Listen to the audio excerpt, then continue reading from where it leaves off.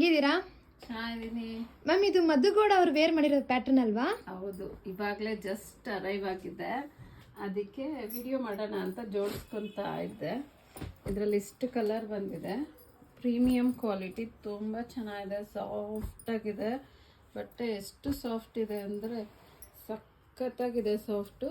ಇದರಲ್ಲಿ ಇಲ್ಲಿ ನೋಡಿ, ಇದು ಮಧುಗೌಡ ವೇರ್ ಮಾಡಿರೋ ಸ್ಯಾರೀಸು. ಈ ಕಲರಲ್ಲಿ ನಿಮಗೆ ಮಲ್ಟಿಪಲ್ಸ್ ಅವೈಲಬಲ್ ಇದೆ. ಎಲ್ಲ 10 ಪೀಸಸ್ ಬಂದಿದೆ. ಇದರಲ್ಲೂ ಅಷ್ಟೇ 10 ಪೀಸಸ್ ಬಂದಿದೆ.